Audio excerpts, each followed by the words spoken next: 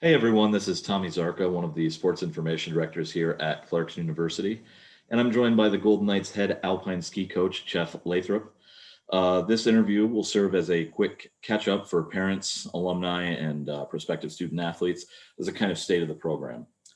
So, Coach, obviously, this has been a challenging semester for many student athletes.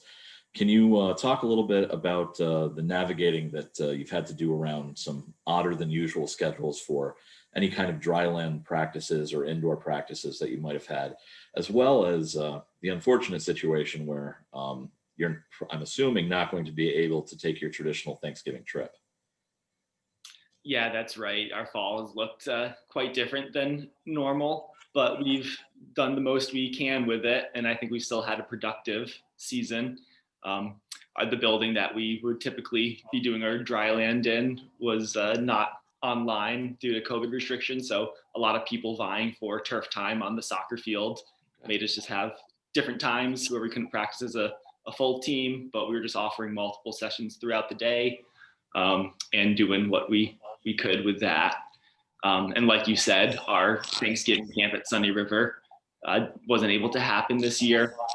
We knew that early on, so it wasn't a total blow to morale.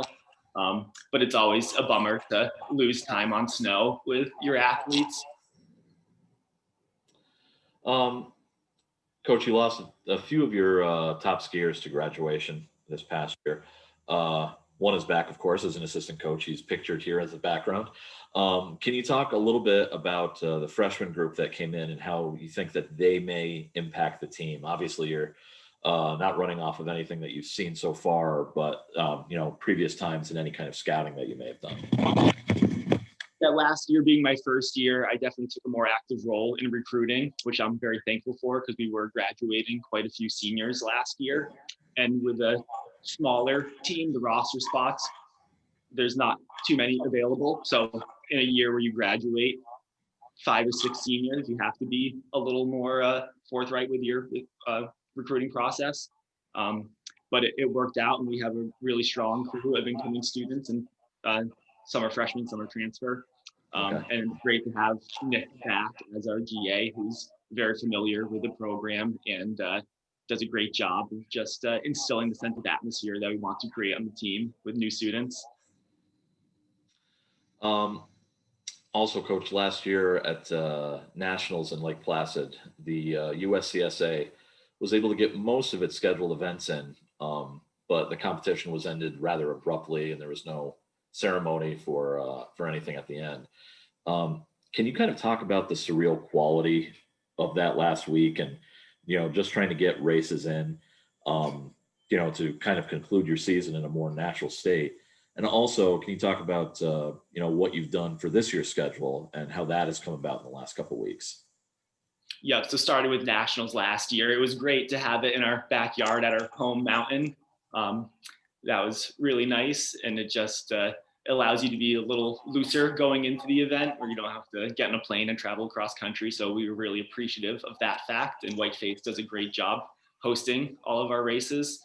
Um, so in that sense, it was nice that it just felt like any other typical race day. Um, but yeah, we had made it most of the way through the week. I believe the events we missed were the final day, the panel slalom Right. event, and an award ceremony, as well as a banquet. So we did lose a race that's typically the fun race where it's seniors last hurrah. Um, but we were more in shock hearing the news come out every few hours of realizing that we're slowly in the midst of a pandemic and had to shut things down. So in terms of safety, it was obviously the right call.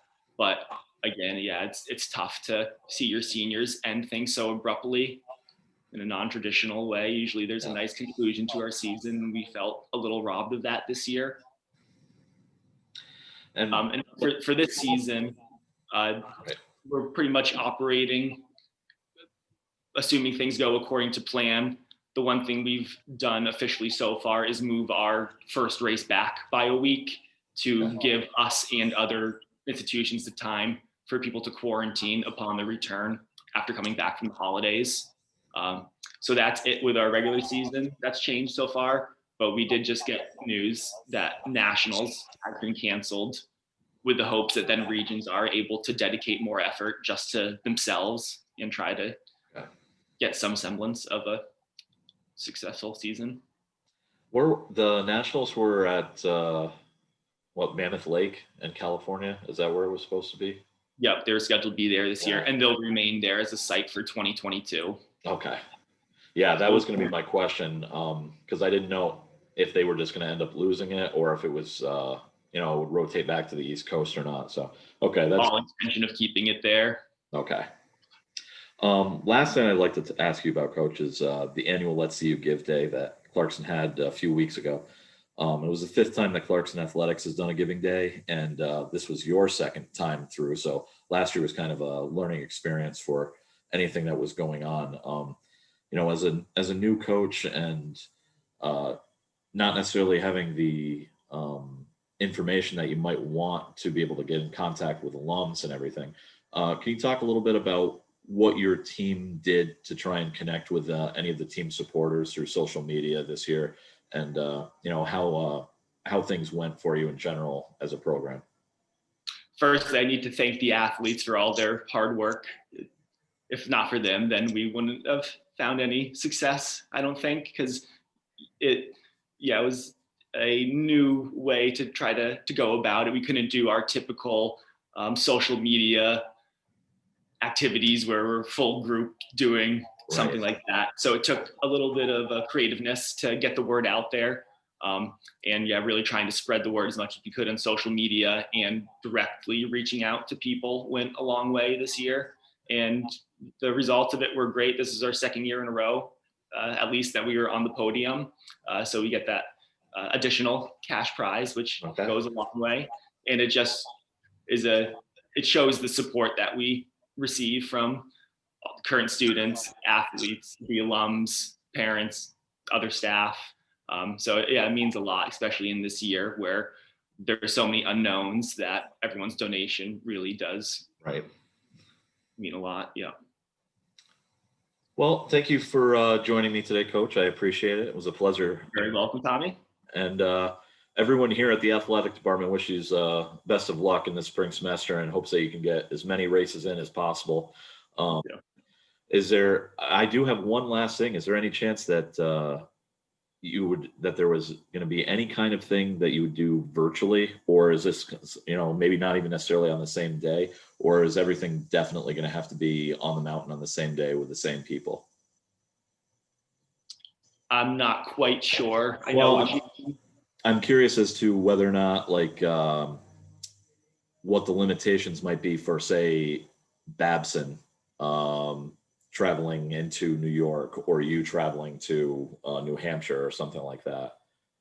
Yeah, we've gotten together over the past month and a half or so, basically every week, with all the McConnell division coaches to talk about where we are as programs and the challenges we're facing, not only within our institution, but to travel across state lines and compete against all these schools that are coming from all over the Northeast. So we've been keeping up to date on that, and many schools reflect the same challenges that we're facing here. Traveling from state to state, no overnight travel, limited or no spectators at races, smaller field size. Okay, that's what I was curious about, as to how things were going to go, if there were going to be, 9 or 10 programs on the mountain at any given time, or how that was going to work out. So I appreciate you giving me a little bit further viewpoint on how things are going to go. And I'd like everybody to be on the lookout for the announcement of the Alpine team schedule in the next few days, hopefully. So once again, Coach, I appreciate you coming on and talking to me, and best of luck in the spring. Thank you.